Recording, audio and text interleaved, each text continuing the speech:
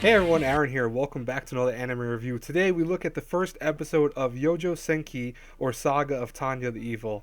Now, this is a very interesting anime. This is done by the Studio Nut, which is also, for me, the best way to say it is Studio Nut. I don't know why they call themselves Studio Nut, but whatever. This is their first work ever, it looks like. I mean, I don't think they have any other works ever made in anime. And I'll tell you, for a first actual show, this is very impressive. I mean, Izetta started off very strong too, but I think this one has a stronger essence, and I think this episode kind of proves that this will definitely be a good show. I think, hopefully. I mean, it could run the Izetta route and then fall apart later on, but from first episode, I will give it the benefit of the doubt. This looks really good. So the very beginning of the show starts off where we see a war. We're right away thrown into this. We have no idea who's what side, who's the guy that you're supposed to be rooting for, etc.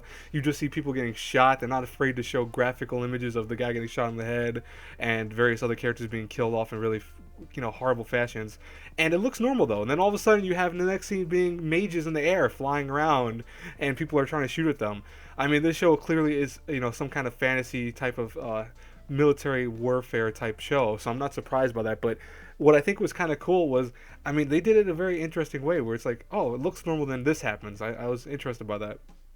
um, so what I can gather from this though is that, yeah, there's magical concepts in there. And it's more so they're the ones that fly around are the ones that are able to use magic. From what it seems like, they're just simply known as the Mage Armory or Mage Unit. So that's very simple, I guess, for name dropping sake. But we do then see all of a sudden a commander of sorts appear, and you're wondering, like, who's this commander? Who's going to be this spooky commander that apparently is winning this war all of a sudden?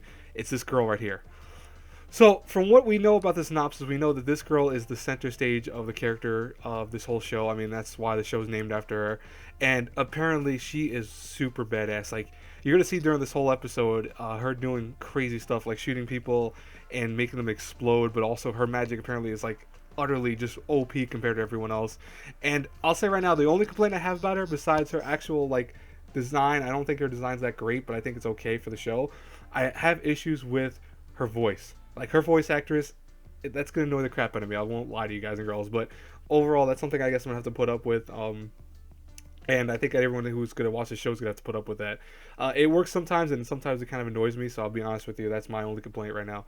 But what you see about her is that she's not afraid to do some horrible things. Like, she plows through in one of the later parts of the episode. She plows through a whole battalion, and I mean, she's fighting this battalion, and she's kicking their ass by herself. Like, it's 10 other mage units that are like her, and she's just wrecking them. Like, she's just going around, she's dodging midair, flying around in circles, and at one point she starts flying up really high in the sky, and they're like, wait, where did she go? How's she going so high up in the air? It's like she's 10,000 meters above ground. What the hell?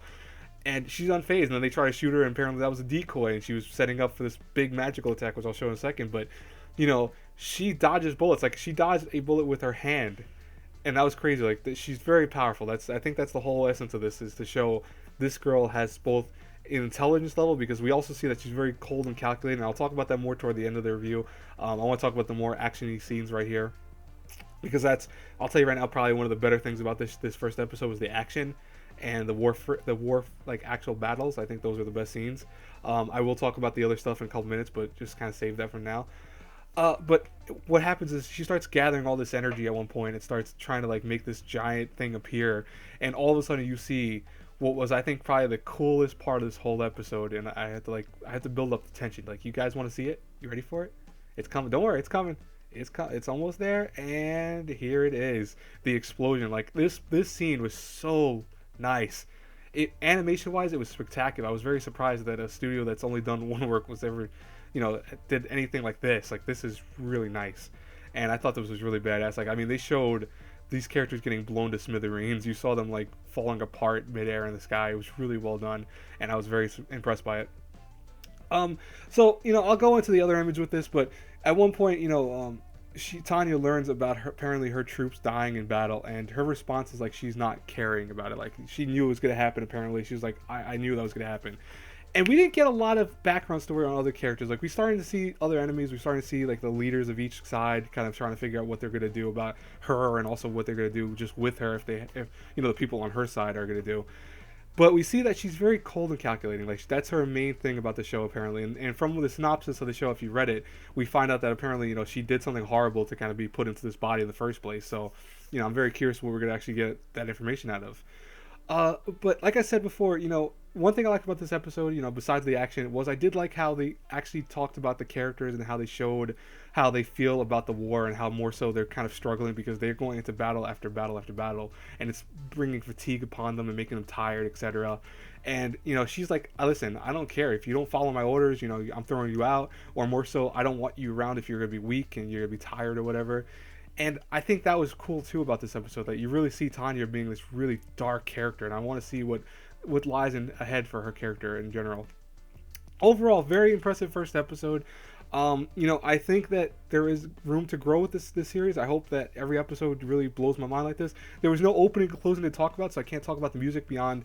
I'll tell you right now, like the soundtrack during the actual battles was really well done. I liked it a lot, and I think it had some really nice, strong potential to be some great stuff. Like, I mean, honestly, there was some nice sound effects in terms of exploding and all this other stuff. I was really, really impressed by that. Overall, though, I will say this right now. Like I said, this was a good, solid first episode.